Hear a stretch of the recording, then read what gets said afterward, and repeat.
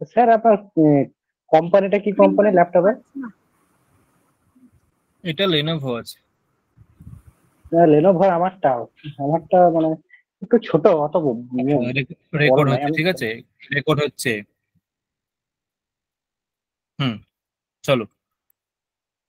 আমাদের আগের দিন হয়েছিল, কতটা হয়েছিল যেন আগের দিন? ভূ ভূবাদয় ধাতব এতটা হয়েছিল তো। এখন আমরা প্রথমে আমরা সূত্রগুলো পড়বো, ঠিক আছে? সূত্রগুলো পড়ে নিলে সহজ হবে।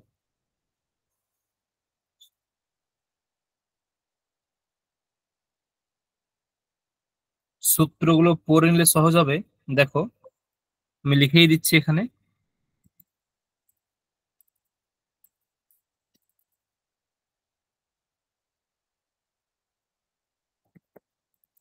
ভবতি ইতি রূপস্য নিষ্পন্নার্থম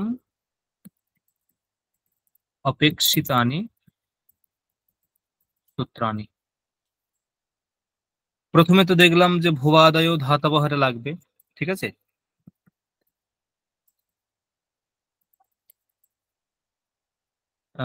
কি বলেছিলাম অর্থ? ক্রিয়ার বাচক ও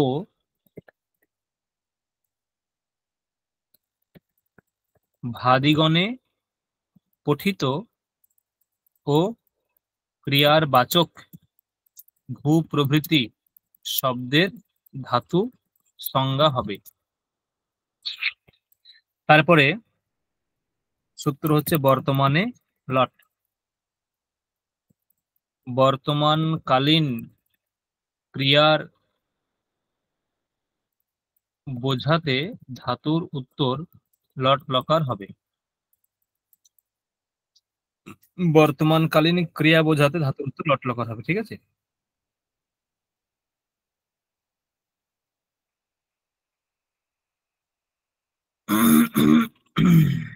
হুম, এগুলো তোমরা খাতায় তোলো, ঠিক আছে। যে সূত্রগুলো বলছি ওগুলো লাগবে এগুলো। 3 নম্বর হচ্ছে টিপটস ঝি সিপ থস থ মি বস মস ত ত তান ঝ থা সা থাং। স্যার, হুম। বলছি আপনি কি এগুলো গ্রুপে দেবেন? হ্যাঁ, ধ্বম আচ্ছা। বহিং। আর লিখবে না তাই তো অর্পিতা? না স্যার, লিখছি।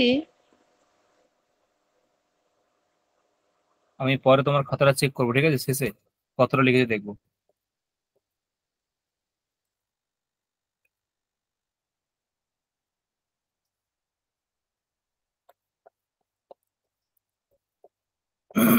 হুম,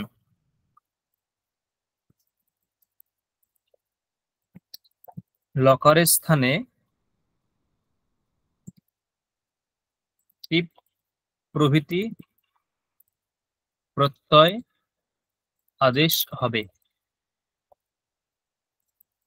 পরবর্তী সূত্র তিং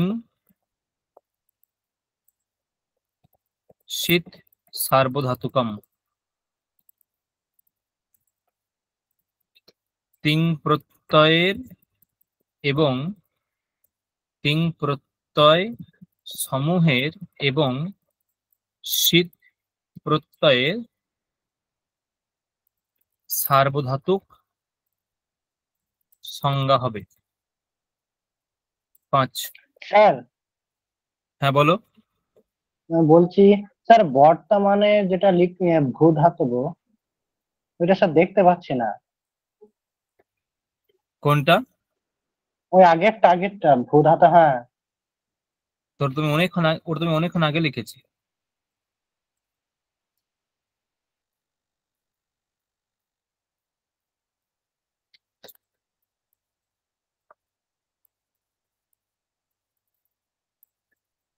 হুম,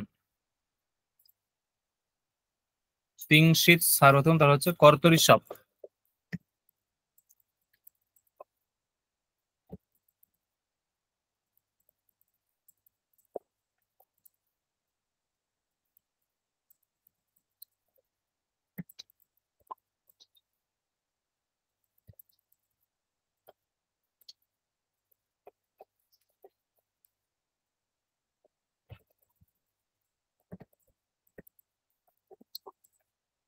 কর্তরি সপের অর্থ হচ্ছে সার্বধাতুক প্রত্যয় পরে থাকলে ধাতুর উত্তর সব প্রত্যয় হবে। এবং সার্বধাতুক অর্থকয়ঃ এর অর্থ হচ্ছে সার্বধাতুক অথবা আর্ধধাতুক প্রত্যয় পরে থাকলে ধাতুর অন্ত ইক এর গুণ হবে। সার্বধাতুক অথবা আর্ধধাতুক প্রত্যয় পরে থাকলে ধাতুর অন্ত ইকের গুণ হবে। হচ্ছে এচো ইয়াবা ইয়াবাহ। এটা তোমরা জানো, সূত্রটা আগে পড়েছো হয়তো। অচ পরে থাকলে এচ এ ও ওই ও এর স্থানে ক্রমানুসারে অয় অব আয় আব আদেশ হবে।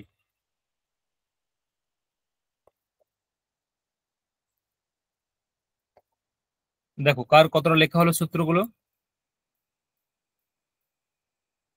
স্যার কার কতটা লেখা হয়েছে? ফার্স্ট থেকে স্যার দেখান, ফার্স্ট থেকে।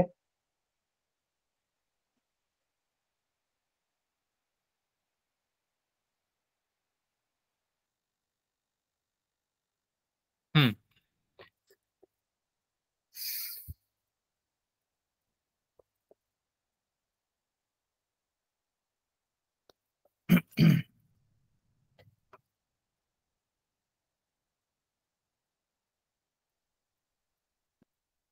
লেখা হয়েছে, সবাইকার না বলছি স্যার, লেখা চলছে। হয়েছে। কুইক। স্যার 1 মিনিট একটু। হ্যাঁ হ্যাঁ হ্যাঁ।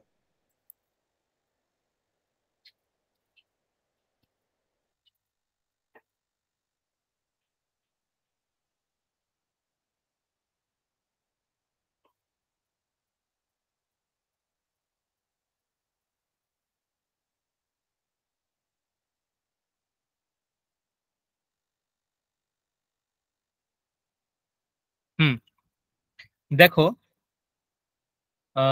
প্রথমে আমি বলেছিলাম যে তুমি যে কোনো প্রক্রিয়া করতে যাও না কেন, প্রথমে তোমাকে ধাতু সংজ্ঞা হতে হবে, তাই তো? প্রথমে ধাতু সংজ্ঞা করতে হবে, এরপর আমরা প্রক্রিয়া শুরু করব।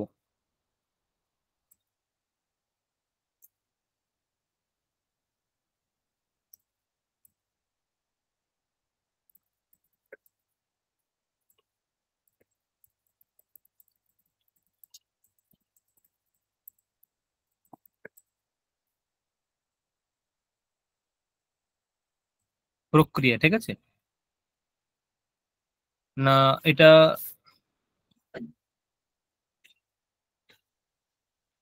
কি করতে হবে? এটা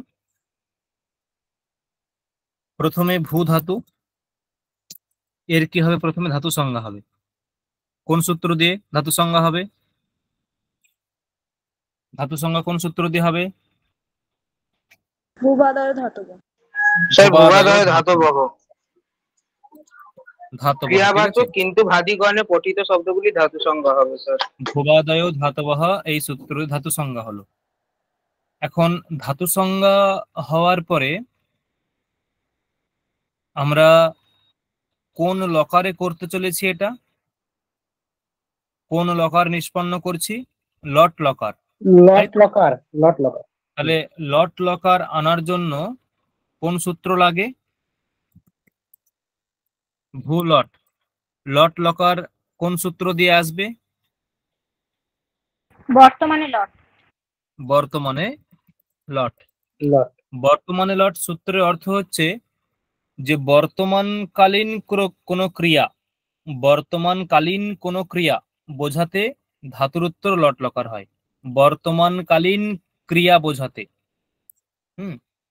যেমন ধরো যে আমি আগের দিন বলেছিলাম যে আমি বিদ্যালয়ে যাচ্ছি,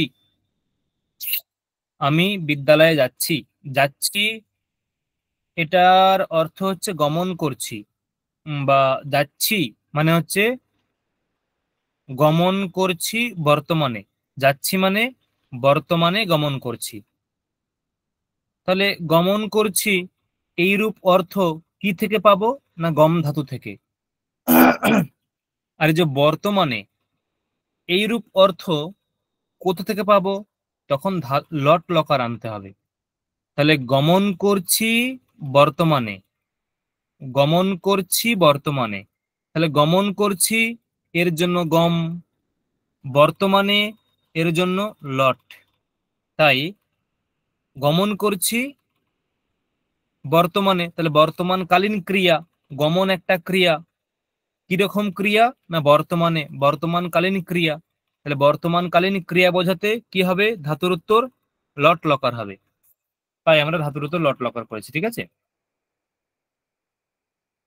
এখন এই যে লট লকার, লট লকারের টকারটা কোন সূত্র সংজ্ঞা হবে?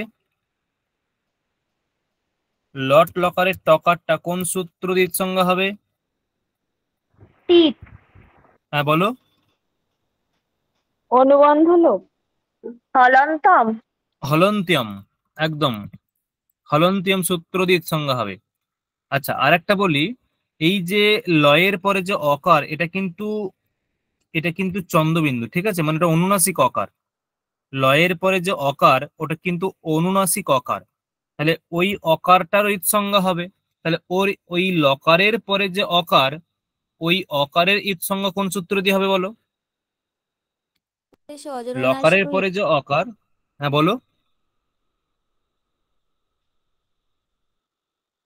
হ্যালো, লকারের পরে যে অকার, ওই অকারটা কোন সূত্র সংজ্ঞা হবে? উপদেশে অজনাসিক উপদেশে অজনুনাসিক ইত। ঠিক, তাহলে টকারের সংজ্ঞা হলন্তিয়াম এবং অকারের সংজ্ঞা উপদেশে এটা। আচ্ছা, দুটোর লোপ কোন সূত্র দিয়ে হবে? তস্যে লোপঃ। তা থাকবে কি? ভূ ল। এখন তোমরা বলবে যে এই যে স্যার আপনি তো লয়ের পরে যে অকারটা সংজ্ঞা করে দিলেন, তার লোপ হয়ে গেল, তাহলে এখানে আপনি আবার কেন লয়ের পরে অকারটা রাখলেন? হ্যাঁ, এটা রাখতে হবে। কেন? যদি আমি অকারটাকে না রাখি, আমরা লকারকে উচ্চারণ করতে পারবো না।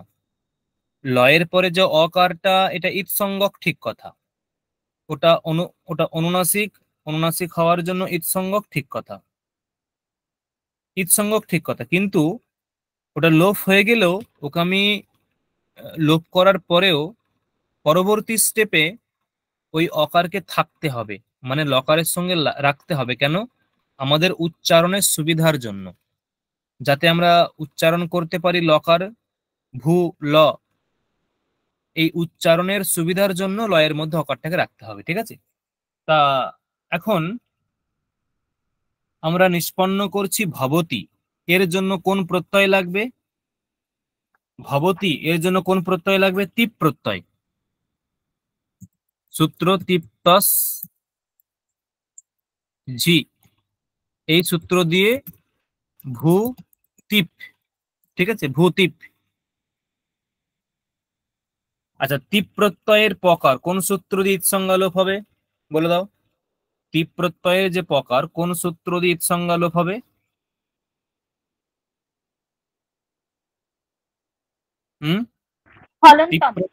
হলন্ত্যম এবং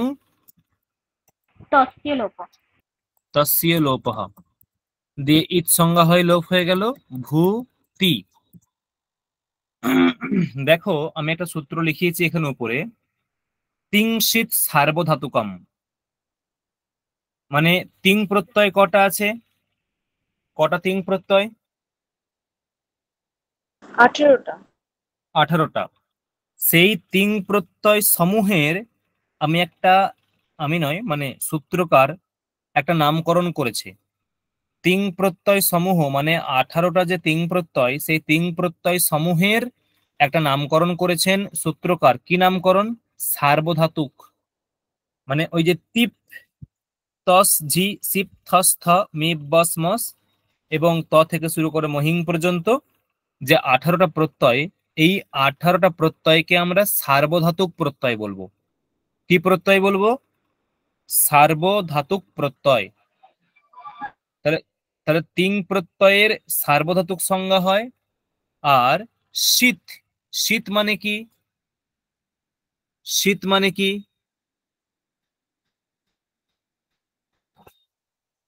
শীত মানে কি? ছয়ের ইট মানে তালব্যস্য তালব্য ঈদ পরের সংজ্ঞা হয় যার, তালব্যস্য ঈদ সংজ্ঞা হ্যাঁ হয় যার, সেটাই শীত। তাহলে তিং প্রত্যয়ের সার্বধাতুক সংজ্ঞা হয় এবং শীতের সার্বধাতুক সংজ্ঞা হয়। ঠিক আছে, শীত এর সার্বধাতুক সংজ্ঞা হয়। তাহলে এই যে টিপ, এটা তিং প্রত্যয়, হ্যাঁ কি না? টিপটা, হ্যাঁ স্যার। টিপটা তিং, তিং, তাহলে এর তিং শীত সার্বধাতুকম, এই সূত্র দিয়ে এর সার্বধাতুক সংজ্ঞা হবে, হ্যাঁ কি না? টিপের, হ্যাঁ টিপের স্যার। সার্বধাতুক সংজ্ঞা হবে, হ্যাঁ কি না? হবে। হ্যাঁ এবং পরবর্তী, তার মানে তিংশিত সার্বধাতুকম, এই সূত্র দিয়ে টি এর কি সংজ্ঞা হলো? সার্বধাতুক সংজ্ঞা হলো। পরবর্তী স্টেপ দেখো, কর্তরি সপ। কর্তরি সপ সার্বধাতুক প্রত্যয় পরে থাকলে ধাতুর উত্তর সব প্রত্যয় হবে। তাহলে এই যে ভূতিপ, এখানে সার্বধাতুক প্রত্যয় পরে আছে, হ্যাঁ কিনা? সার্বধাতুক প্রত্যয় পরে আছে, হ্যাঁ কিনা? হ্যাঁ। হ্যাঁ তাহলে তাহলে কর্তরি সব সূত্র দিয়ে কি হবে? ভূ সপ তি, এখানে অনুবন্ধ লোপ করলাম একবারে, দিয়ে ভূ অ তি। ঠিক আছে, ভূ অ তি। আচ্ছা বলো তো, এই যে সবটা সার্বধাতুক নাকি আর্ধধাতুক? সবটা সার্বধাতুক নাকি আর্ধধাতুক, কোন বলো? শুনতে পেলাম না, আরেকবার বলো। স্যার সার্বধাতুক হবে তো। সার্বধাতুক হবে, কেন সার্বধাতুক হবে? স্যার ছয়ের ইট, ওই যে আপনি বললেন যে শীত সার্বধাতুক হয়, মানে শীত প্রত্যয়ের সার্বধাতুক সংজ্ঞা হবে, তাহলে সার্বস্ব ইট হচ্ছে। এখানে স্যার সপ হ্যাঁ আছে, একদম, ছয়ের তো স্যার ওটা নেই, এ হচ্ছে, তাই স্যার ওটা হ্যাঁ হ্যাঁ ঠিক সার্বধাতুক আছে, সংজ্ঞাই ঠিক হবে। আছে। সব এর পকারিত সংজ্ঞা হবে, তালব্য শীত সংজ্ঞা হবে। যেহেতু তালব্য শীত সংজ্ঞা হচ্ছে, অতএব এটা শীত। দেখো একটা সূত্র আমি লিখেছি পরে পরে, সার্বধাতুক আর্ধধাতুক অয়োহ। কি অর্থ? সার্বধাতুক অথবা আর্ধধাতুক প্রত্যয় পরে থাকলে ধাতুর অন্ত ইকের গুণ হবে। সার্বধাতুক অথবা আর্ধধাতুক প্রত্যয় পরে থাকলে ধাতুর অন্ত ইকের গুণ হবে। ঠিক আছে, তা সার্বধাতুক অথবা আর্ধধাতুক, এখানে কি প্রত্যয় পরে আছে? সার্বধাতুক না আর্ধধাতুক? কোন প্রত্যয় পরে আছে? সার্বধাতুক। সার্বধাতুক। সার্বধাতুক প্রত্যয় পরে আছে। তাহলে ধাতুর যে অন্ত ইক, ধাতু কোনটা? ধাতুর অন্ত ইক ধাতু কোনটা? ভূধাতু। ভূ ধাতু। তাহলে ভূ ধাতুর মধ্যে ইক কোনটা? ভূ ধাতুর মধ্যে ইক কোনটা? ইক, ইক বলতে কি কি? ইক বলতে কি? স্যার দীর্ঘটাই। হুম, দীর্ঘটা ইক। ইক বলতে কি কি? কে বলতে পারে ইক বলতে কি কি?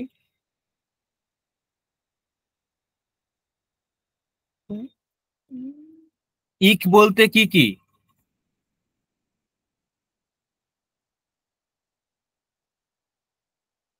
ইক বলতে কি কি ভুলে গেছো? আমার কথা শোনা যাচ্ছে? স্যার হস্র রি লি। ই উ রি লি, এটা বলতে এতক্ষণ লেট হলো? তাহলে সার্বধাতুক অথবা আর্ধধাতুক প্রত্যয় পরে থাকলে, এখানে সার্বধাতুক প্রত্যয় পরে আছে, যদি পরে থাকে তাহলে ধাতুর যে অন্ত ইক, ধাতু মানে ভূ ধাতু, তার ইক মানে উকার, তার গুণ হবে। উকারের গুণ হলে কি হবে? ওকার। তাহলে ভো অতি, এচো ইয়াবা ইয়াবাহ। কি অর্থ? অচ যদি পরে থাকে, অচ পরে আছে, অচ যদি পরে থাকে তাহলে এ ও ওই ও এচের স্থানে অয় অব আই আব আদেশ হবে। তাহলে ভ ও অ পি। তাহলে এখানে অচ পরে আছে, অকার অচ পরে আছে, তাহলে ওকারের স্থানে কি আদেশ হবে? হ্যাঁ, ওকারের স্থানে কি আদেশ হবে? অব। অয় আব, অয় আব, হ্যাঁ, কি বলছো? স্যার অয় অব। বা আব। হ্যাঁ, কি আদেশ হবে? কোনটা? অব হবে। অব হবে, অব। কারণ এখানে দেখো, এই যে সূত্র লিখেছি আমি, এই যে এচই আবাই আবাই, এই যে দেখা যাচ্ছে অচ পরে থাকলে এইচ, এইচ বলতে এ, ও, ওই, ও, এই চারটের স্থানে ক্রমানুসারে বলেছে, ক্রমানুসারে অয়, অব, আয়, আব। মানে একারের স্থানে হবে অয়, ওকারের স্থানে অব, ঐকারের স্থানে আয়, ঔকারের স্থানে আব আদেশ হবে। তাহলে অচ পরে থাকলে, তাহলে এখানে অকারটা অচ পরে আছে, তাহলে ওকারের স্থানে কি আদেশ হবে? ওকারের স্থানে রঞ্জিত স্যার অব আদেশ হবে। হ্যাঁ স্যার, কি আদেশ আচ্ছা হবে? বলুন স্যার। কি স্যার ওই আদেশ ওই হবে? কারেকশনে অব। অব। তাহলে যোগ করলে ভবতি। দেখো, কোথাও অসুবিধা আছে?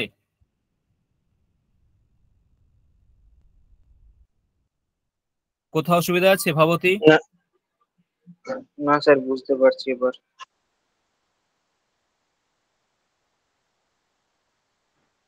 অসুবিধা থাকলে এখানে বলো, স্যার, কোথায় অসুবিধা আছে? কমটা না, হ্যাঁ, কি বলছো? ওই সিং সিং সিং সার্বধাতুকমটা একবার বলুন, ওখানটা বুঝতে পারিনি। তিং শীত সার্বধাতুকম এর অর্থ হচ্ছে, তিং প্রত্যয় কটা আছে? তিং প্রত্যয় 18টা। তিপ তস ঝি সিপ ফস থ মি বস মস ত আতাম ঝ থাস আথাম ধম ইট বহিং মহিং, এইগুলো হচ্ছে তিং প্রত্যয়। সেই তিং প্রত্যয়ের একটা নামকরণ করা হচ্ছে, মানে তিং প্রত্যয়গুলোকে বলা হয় সার্বধাতুক প্রত্যয়। মানে প্রত্যয়কে এখানে দুভাগে ভাগ করা হচ্ছে, একটা হচ্ছে সার্বধাতুক প্রত্যয়, আর একটা হচ্ছে আর্ধধাতুক প্রত্যয়। সার্বধাতুক এবং আর্ধধাতুক। না, সার্বধাতুক প্রত্যয় কোনগুলো? না, তিং। তিং বলতে তিপ্তস ঝি সিপথস্থ মেবস মস, যেগুলো বললাম, এই 18টা হচ্ছে তিং প্রত্যয়। এই তিং প্রত্যয়গুলোকে বলা হয় সার্বধাতুক প্রত্যয়। আর শীতকেও বলা হয় সার্বধাতুক প্রত্যয়। তাহলে এই যে তিপটা, এই যে তি, এটা তিং প্রত্যয়। তিং প্রত্যয় হওয়ার জন্য এর সার্বধাতুক সংজ্ঞা হয়েছে। দেখো, আর কিছু?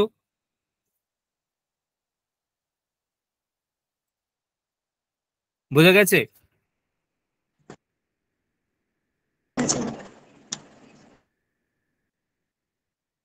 কে জিজ্ঞাসা করলে বোঝা গেছে?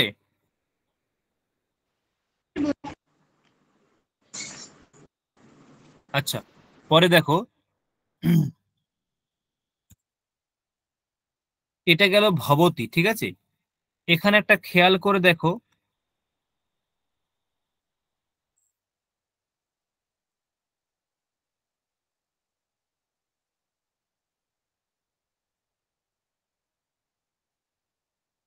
খেয়াল করে দেখো, এই যে পরিবর্তনটা যে হয়েছে, মানে এই যে একটা লম্বা প্রক্রিয়া করলাম, এই প্রক্রিয়াতে পরিবর্তনটা কোথায় হয়েছে? এই প্রত্যয় অংশে হয়েছে নাকি ধাতু অংশে হয়েছে? দেখো তো, পরিবর্তনটা প্রত্যয় অংশে হয়েছে নাকি ধাতু অংশে হয়েছে? দেখো। প্রত্যয়াংশে হয়েছে। হ্যাঁ, কি বলছো? প্রত্যয়াংশে হয়েছে। প্রত্যয়াংশে হয়েছে? কি করে প্রত্যয়াংশে হলো? সেই তো ছিল তিপ। তিপ ছিল, এখানে তি আছে, এখানেও তি আছে, এখানেও তি আছে, তারপরেও তি, তারপরেও তি, এখানেও তি, এই শেষেতেও তি আছে। তাহলে প্রত্যয়াংশে কোথায় পরিবর্তন হলো? প্রত্যয়াংশ তো একই তো আছে, প্রত্যয়াংশ তো একই আছে, প্রত্যয়াংশে পরিবর্তন হয়নি, পরিবর্তন হয়েছে ধাতু অংশে। পরিবর্তন হয়ে ধাতু অংশে। দেখো, ভূ ছিল, ভূ, এরপরে ভূ সপ হয়েছে, সপ থেকে অ হয়েছে, ভূ থেকে ভো হয়ে গেছে, অ হয়ে গেছে, তারপরে অব এসছে, তাহলে পরিবর্তনটা কোথায় হয়েছে? প্রত্যয়াংশে নাকি ধাতু অংশে? ধাতু অংশ হয়েছে ধাতু স্যার। ধাতু অংশে, ঠিক আছে। এখন এখন ব্যাপার, এখন দেখো আমাদের এই প্রক্রিয়াটা একবার যদি মাথায় ঢুকে যায়, পরবর্তী প্রক্রিয়াগুলো অনায়াসে হয়ে যাবে, আর এত কিছু করতেই হবে না, এত কিছু করতেই হবে না। আমি আরেকবার বলছি। প্রথমে দেখো, ভূ এর ধাতু সংজ্ঞা হবে। ধাতু সংজ্ঞা হলে এটা যেমন, তারপরে আমি ভূ লট আনতে পারবো। লটের ইৎ সংজ্ঞা হয় লোপ হবে, ল থাকবে। এটা যেমন আমি ভবতি করেছি, তাই তিপ প্রত্যয় আসবে। যদি আমি ভবসি করি, তাহলে এখানে কোন প্রত্যয় আসবে? ভবসি করলে কোন প্রত্যয় আসবে? টিপ প্রত্যয়। সিপ প্রত্যয় আসবে। তীব্র। তাহলে সিপের পকার ইৎ সংজ্ঞা হয়ে লোপ যাবে, দে সি থাকবে। তাহলে তি আর সি, ঠিক আছে, তি সি হলো। এখানে তি ছিল, ওখানে সি হবে। এই এখানে তি এর যেমন সার্বধাতুক সংজ্ঞা হয়েছে, ওখানে সি এর সার্বধাতুক সংজ্ঞা হবে তিংশিত সার্বধাতুকম দিয়ে, সার্বধাতুক সংজ্ঞা হবে। সার্বধাতুক সংজ্ঞা হলে কর্তরি সব দিয়ে সপ আসবে, এখানে যেমন সপ এসছে। তারপরে সপের ইৎ সংজ্ঞা হয়ে লোপ হয়ে যাবে, অ থাকবে, ঠিক আছে, অ থাকবে।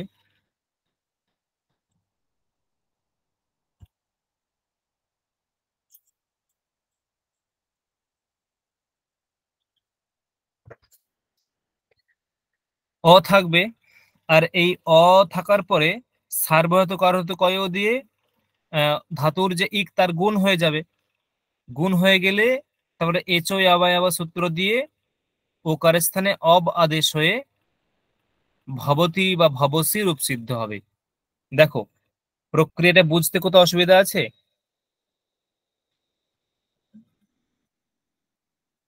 প্রক্রিয়াটা বুঝতে কোথাও অসুবিধা আছে না? ঠিক আছে। না স্যার, আপাতত বোধগম্য হয়েছে। দেখো পরে অসুবিধা হলে তো স্যার এই হবে।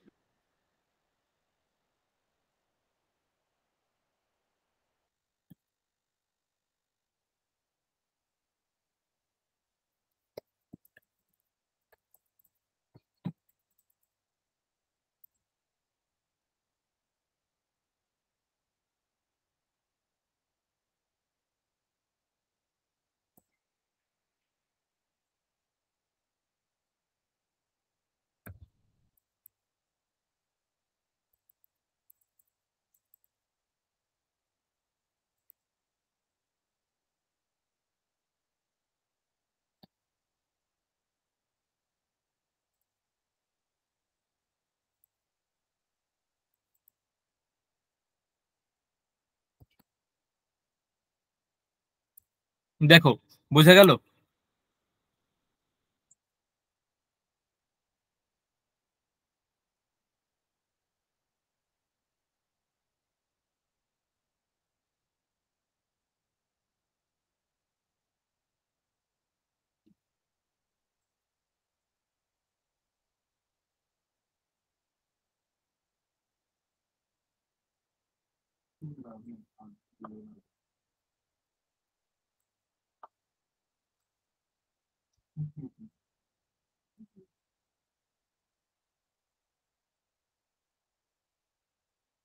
দেখো শুধু প্রত্যয়টা চেঞ্জ হয়ে গেল, আর কিচ্ছু হয়নি, সব একই আছে।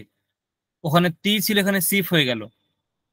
সিফ হলো, সি এর পকারিত সংজ্ঞা হয়ে লোপ গেল, সি থাকলো।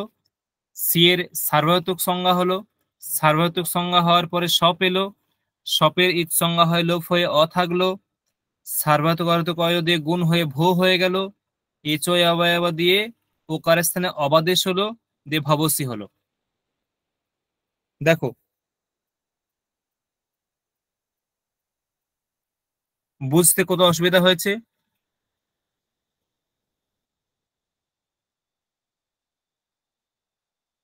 বুঝতে কোথাও অসুবিধা হয়েছে? না স্যার। না স্যার। ঠিক আছে, পরবর্তী।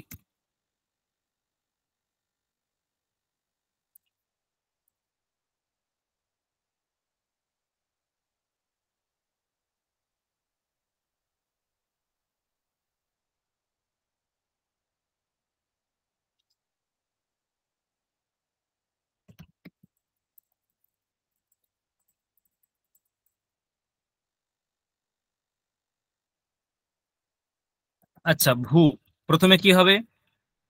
একজন বলো, প্রথমে কি হবে? সুস্মিতা, আনমিউট করো তো। প্রথমে কি হবে?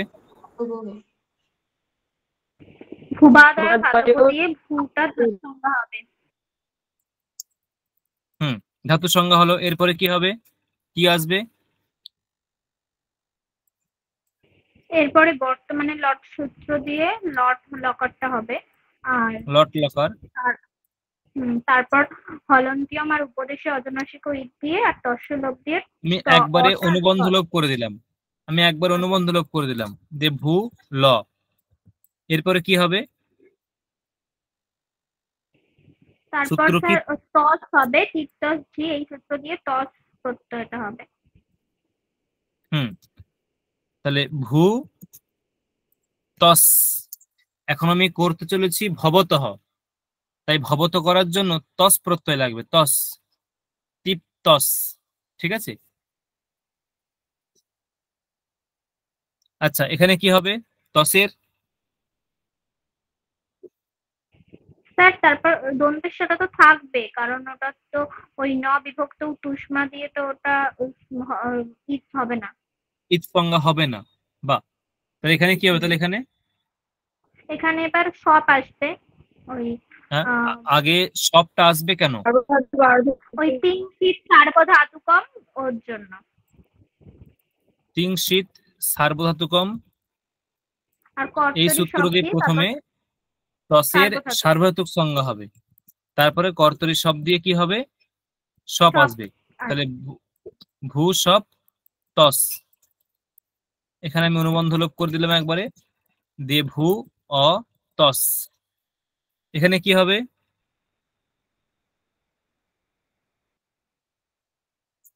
ভূ অ তস কি হবে এখানে? সার্বধাতুক আর্ধধাতু কয়, ওটা দিয়ে ওখানে ভূটা ভো হবে। ভো অ তস।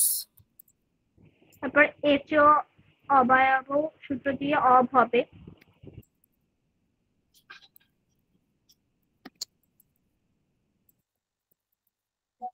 ভবতস। ঠিক আছে। এবার স্যার শস্যজুষ রু দিয়ে রু আসবে।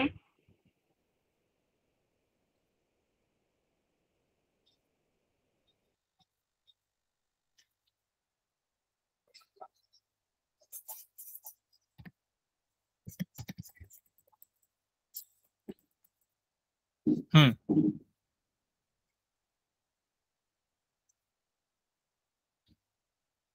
তাহলে এই ভবতস এখান পর্যন্ত হলো। এর পরের প্রক্রিয়াটা হয়তো ওদের জানা নেই, এখান থেকে শেখাতে হবে একটু।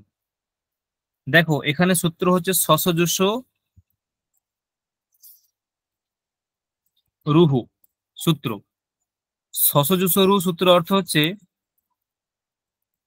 পদান্তে বিদ্যমান সকারের স্থানে ও সজুস এর স্থানে রু আদেশ হবে। তাহলে দেখো, পদান্তে বিদ্যমান, এই যে ভবতস একটা পদ, এই পদের অন্তে বিদ্যমান যে স, দন্ত স, এই সকারের স্থানে কি হবে? রু হবে। রু হবে। তাহলে ভবতরু এরকম হয়ে গেল। রুইয়েরও ইৎ সংজ্ঞা হবে, উপদেশে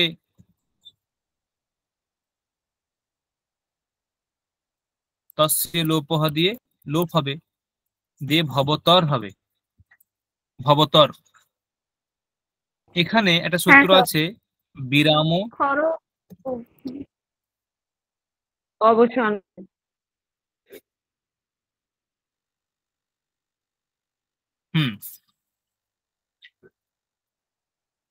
না, আগে তো এখানে অবসান সংজ্ঞা করতে হবে, তারপর তুমি খর অবসান হয়ে বিসর্জন লাগাতে পারবে। আগে তো অবসান সংজ্ঞা করতে হবে না।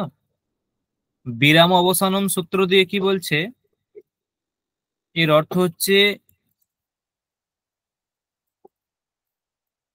যেখানে বর্ণের অভাব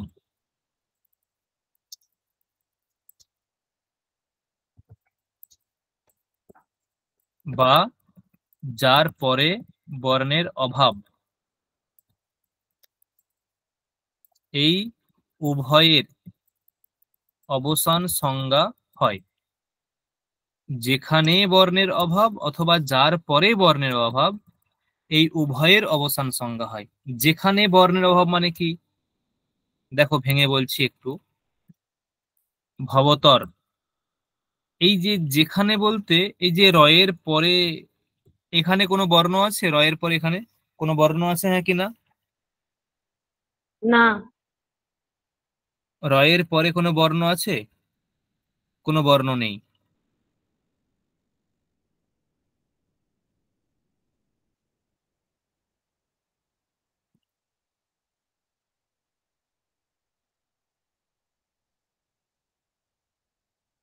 তাহলে বর্ণের অভাব যেখানে, তাহলে এইখানটায় বর্ণ নেই মানে বর্ণের অভাব আছে। তাহলে এই যে ব্ল্যাঙ্ক স্পেসটা মানে বর্ণহীন যে ব্ল্যাঙ্ক স্পেস, এর অবসান সংজ্ঞা হলো। বর্ণহীন যে ব্ল্যাঙ্ক স্পেস এর অবসান সংজ্ঞা হলো। আর যার পরে বর্ণের অভাব, এই যে বর্ণের অভাবটা কার পরে? বর্ণের অভাবটা কার পরে? রয়ের রয়ের পরে। রয়ের পরে। তাহলে এই রয়ের অবসান সংজ্ঞা হবে।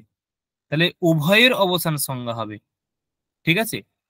একটা হচ্ছে যেখানে বর্ণের অভাব মানে হচ্ছে ওই ব্ল্যাঙ্ক স্পেসটা, আর হচ্ছে যার পরে মানে রয়ের পরে মানে ব্ল্যাঙ্ক স্পেসটা, তারও অবসান সংজ্ঞা হবে, একইভাবে রয়ের অবসান সংজ্ঞা হবে।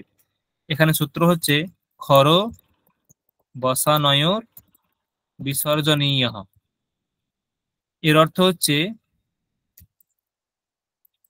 খর প্রত্যাহারস্থ বর্ণ অথবা অবসান যদি পরে থাকে, তাহলে পদান্ত রেফের বিসর্গ হবে।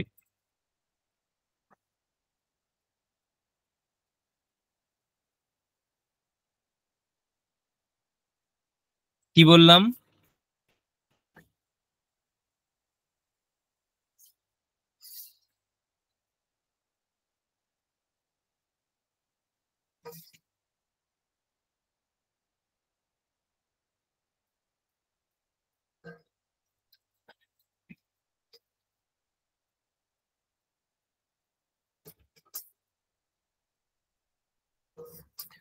না, খর প্রত্যাহারস্থ বর্ণ অথবা অবসান যদি পরে থাকে, তাহলে পদান্ত রেফ মানে হচ্ছে রকারটা হচ্ছে পদান্ত রেফ।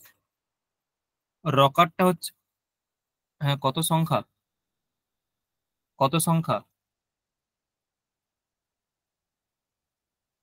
হ্যালো, সংখ্যাটা কত? তুমি যে আমাকে মেলে যে আমাকে ইয়ে পাঠিয়েছো, ওই অ্যাকাউন্ট রিকভারি পাঠিয়েছো,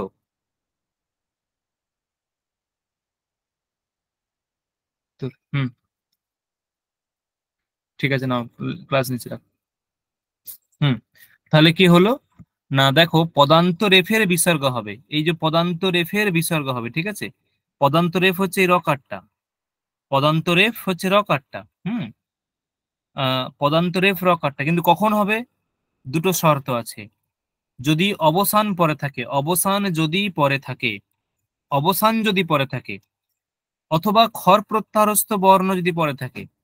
তাহলে পদান্ত রেফের পরে কি আছে, অবসান নাকি খর প্রত্যাহারস্থ বর্ণ, কোনটা? অবসান আছে। পদান্ত রেফের অবসান অবসান। আছে, অবসান, অবসান আছে। তাহলে ওই পদান্ত রেফের বিসর্গ হয়ে যাবে, ভবত হয়ে গেল। দেখো কোথাও কোনো বুঝতে অসুবিধা হয়েছে? কোথাও বুঝতে অসুবিধা হয়েছে?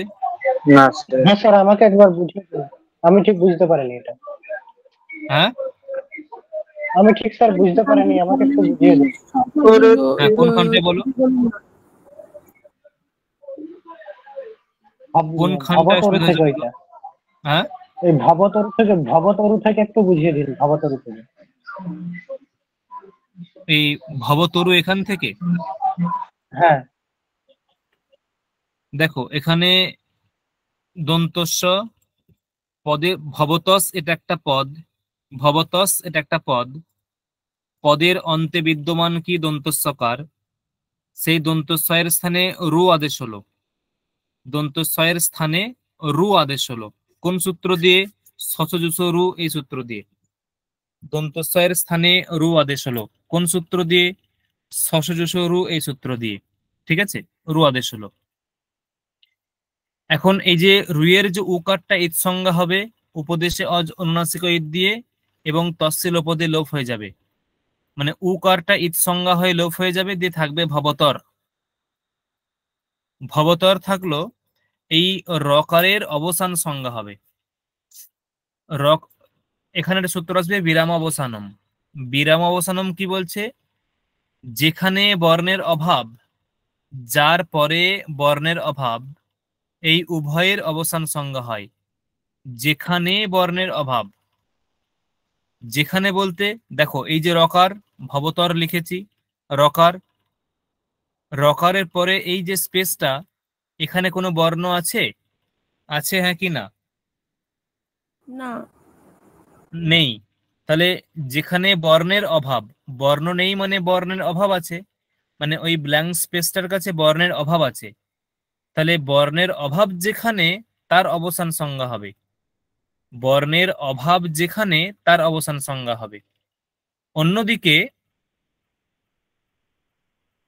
যার পরে বর্ণের অভাব, বর্ণের অভাবটা যার পরে, তার অবসান সংজ্ঞা হবে। তাহলে বর্ণের অভাবটা কার পরে?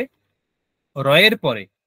তাহলে রয়েরও অবসান সংজ্ঞা হবে, আর এই যেখানে বর্ণ নেই সেখানে তার অবসান সংজ্ঞা হবে।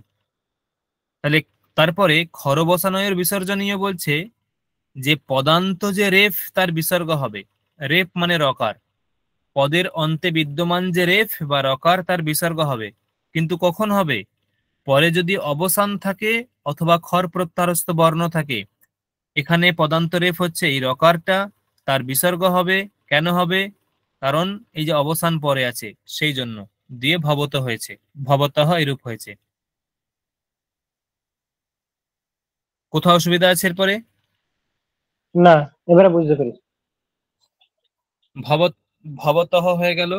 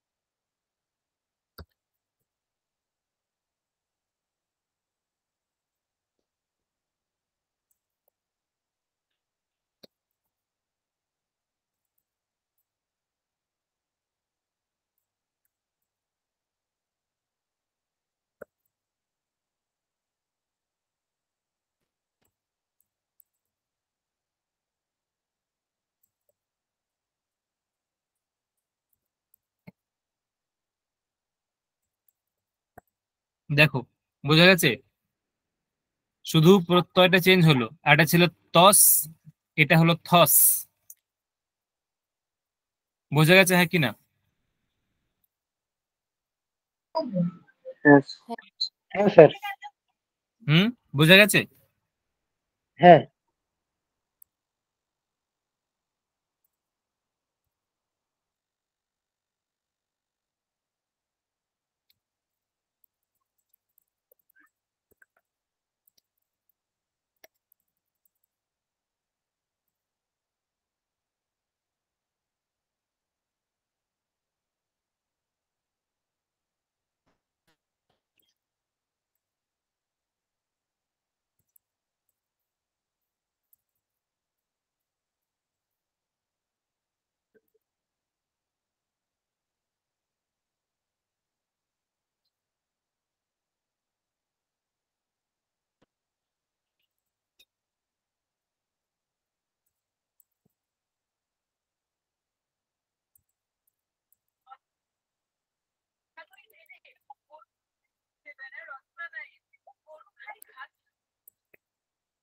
দেখো বোঝা গেছে?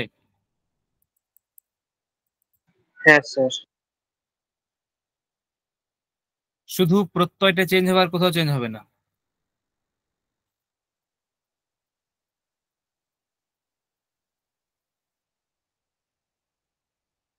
বোঝা গেছে হ্যাঁ কি না? এখানে হ্যাঁ তো বলো। বিসর্গ হবে না, তাহলে ও এখানে তো হ্যাঁ হ্যাঁ বিসর্গ হ্যাঁ, ঠিক হবে না, ঠিক ঠিক তাহলে ঠিক। বসানো বিসর্জন। মানে এতটা আসবেই না, সরি, এতটা আসবেই না এটার।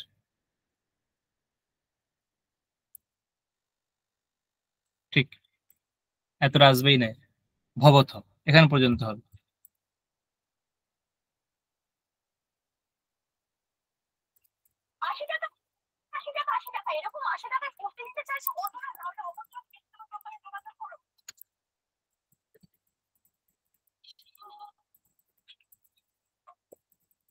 হুম, ভবন্তি করতে গিয়ে একটা নতুন সূত্র লাগবে, ঠিক আছে? না, কি সূত্র? সেটা হচ্ছে ঝোন্তঃ।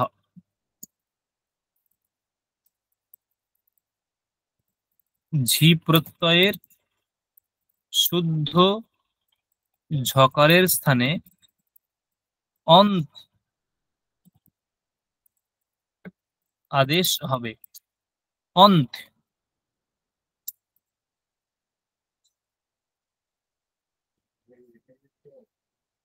ঝি প্রত্যয়ের শুদ্ধ ঝকারের স্থানে অন্ত আদেশ হবে।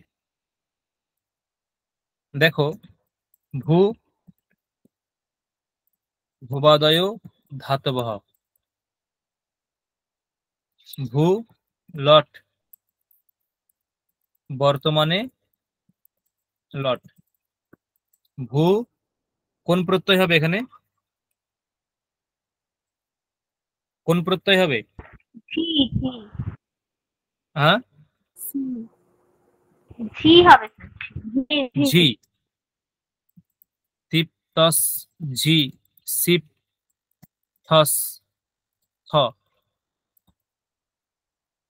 এখানে দেখো, ঝি এর সার্বধাতুক সংজ্ঞা হবে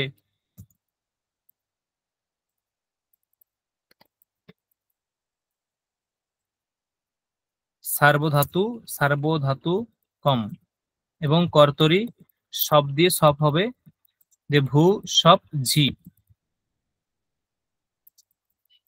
অনুবন্ধ লোপে ভূ অ ঝি। এখানে যদি আমি ইউজ সার্বধাতুক অর্ধাতুক কয় ভো অ ঝি,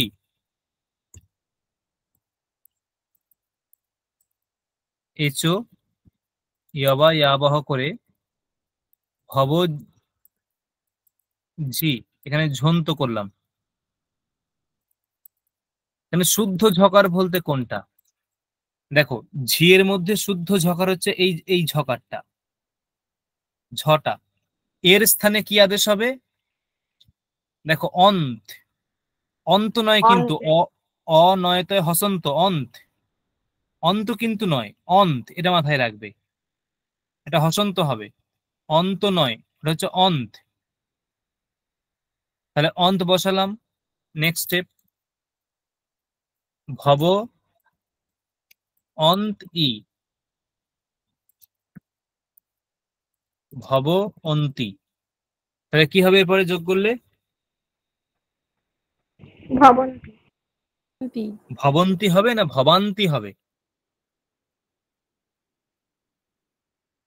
কোনটা হবে? অকার অকার যোগ করলে আকার হয়ে যাবে না? ভবান্তি হয়ে যাবে না? ভবানী। স্যার ভবান্তি হবে। একটা সূত্র না আছে, স্যার, ভবন্তি হবে। ভবন্তি হবে, কিন্তু এই সূত্র লাগাতে হবে, অত গুণে। অত হ্যাঁ। গুণের অর্থ হচ্ছে অপদান্ত অকারের পরে যদি গুণসংজ্ঞক বর্ণ থাকে, অপদান্ত অকার মানে হচ্ছে ভব বকারের পরে অকার, অপদান্ত অকারের পরে যদি গুণসংজ্ঞক বর্ণ থাকে, হ্যাঁ, অকারটা গুণসংজ্ঞক বর্ণ, তাহলে দুটো মিলিয়ে পূর্বরূপ হবে। মানে উভয়ের স্থানে পূর্বরূপ হয়ে যাবে, মানে পূর্বেরটা হবে, দিয়ে ভবন্তি হয়ে যাবে।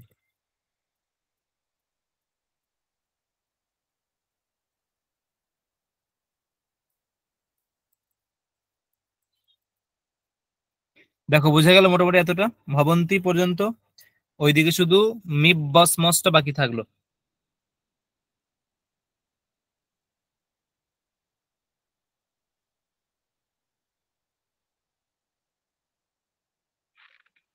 বোঝা গেছে? স্যার এইখানে ভব বলুন ঝি বলুন। এখানটা বুঝতে পারলাম না। কোনখানটা বলো? এই যে ভব ঝি তার উপরটা ভো অ ঝি এচ ও আয় ব ওইটা। কেন এটা আবার এটা না বোঝার কি আছে? এটা আগেও তো করানো হলো, এচয়াবায়ও তো আগেও তো করানো হয়েছে। স্যার আর একবার বলে দিন।